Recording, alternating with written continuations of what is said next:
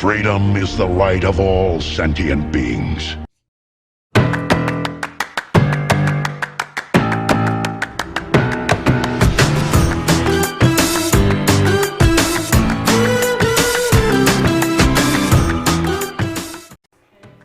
Hey guys, it's the Comic Relief Crusader here, and here to be talking about Transformers. Well, let's see.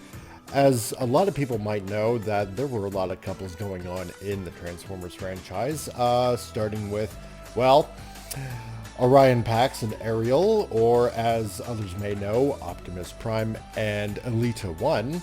And then you had Chromia and Ironhide, and, well, you had Hot Rod and RC, or RC and Springer. Or you had RC and Chrome Dome. She got around a lot, I guess. Then you had Esmerelle, and, well, she was wiped to Deathsaurus, as I guess Decepticons get married and whatnot. And then, of course, with the Micromasters and Transformers Victory as well, you had Holly and you had Clipper, who really liked her a lot. And then, of course, in the Beast Wars series, you had Air Razor and Tigertron.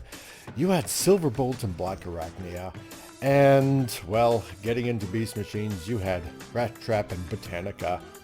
And then, even in Beast Wars 2, you had Cilia, who was trying to be schmoozed by Bighorn.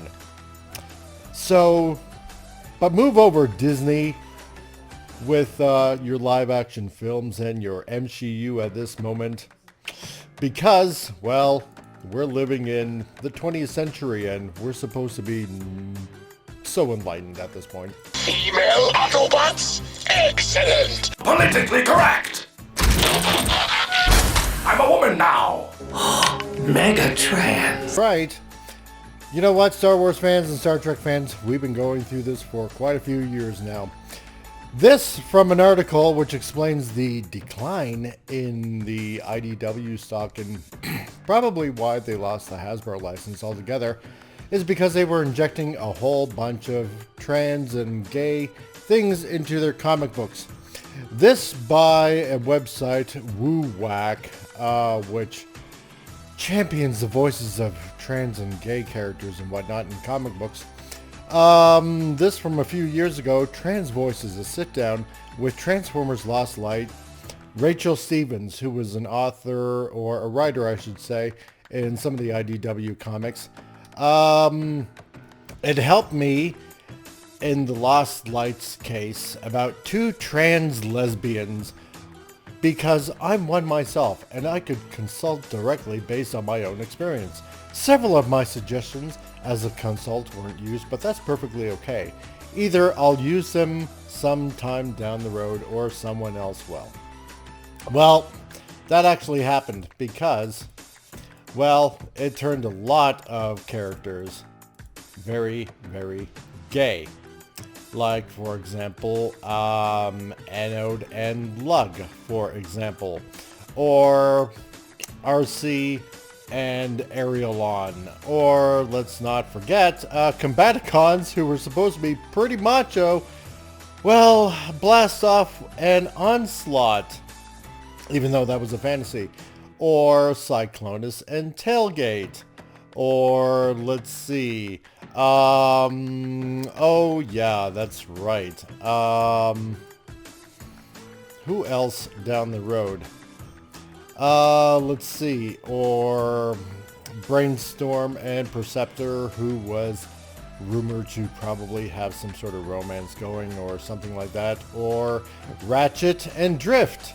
Or Chrome Dome and Rewind. Or, oh god, well, the list just goes on and on.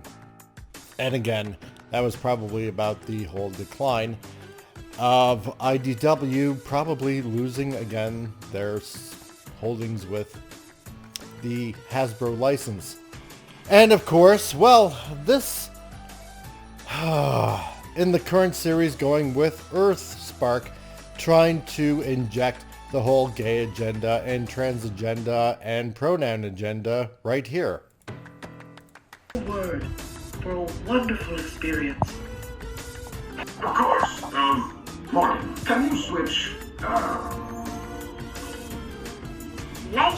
pronouns are they, them? He or she just doesn't fit who I am. My apologies. Please switch their bees. Now, the plan. But wait, Transformers fans, it gets even better. That's right, the grooming doesn't stop there, because now it's going to be injected in the new Transformers Rise of the Beasts movie. That's right, Transformers Rise of the Beasts introduces the first canonically transgender character to the cinematic universe. That's right, they're not going to stop there. They're going to keep on going with it.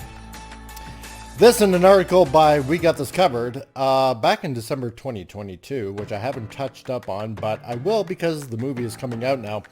Being the 7th role in a massive franchise is already a major milestone, but Transformers Rise of the Beast may have done something even more monumentous.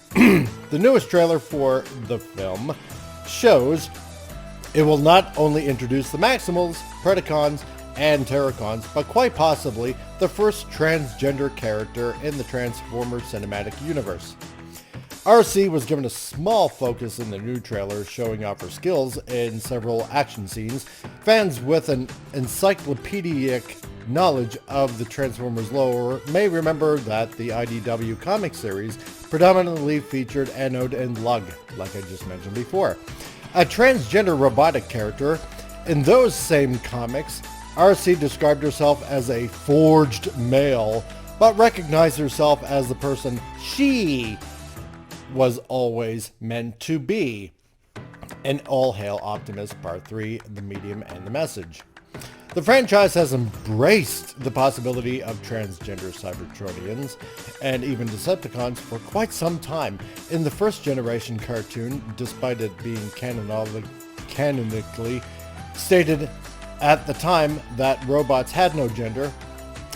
No, but they had personalities which were programmed to be either male or female. Halbach chose to identify as a female. The idea that there may be transgender robots in the series was also confirmed by Hasbro itself with its Ask Vector Prime feature, which was a predominant part of the official Transformers website back in Transformers Cybertron cartoon was airing. While there is no way to confirm whether the complex story around RC's gender will play a role in the upcoming 7th installment to the series, it wouldn't be the first time the franchise attempted to be more gender inclusive in modern times.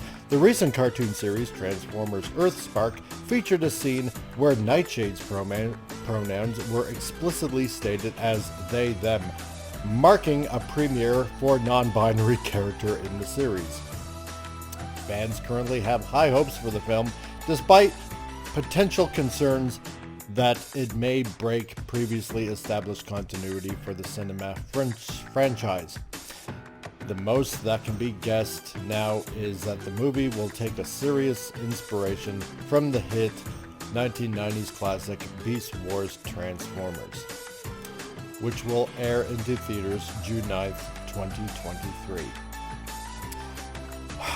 Well, kids and kids at heart, another franchise with the woke being introduced into it. I'm done with Transformers.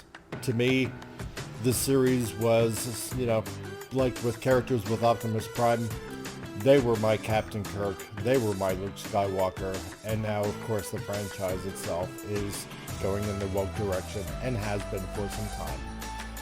So, I'm pretty much done with this series, and we'll see if this is going to be hurting Hasbro sales with their toys, and more than likely Paramount's stocks, as it's been on the decline for some time. So, what do you think? Let me know in the comments. If you like what I'm doing, please subscribe, hit the like button, spread the news, and this is the Comic Relief Crusader. I'll catch you another time. Boobies. Boobies.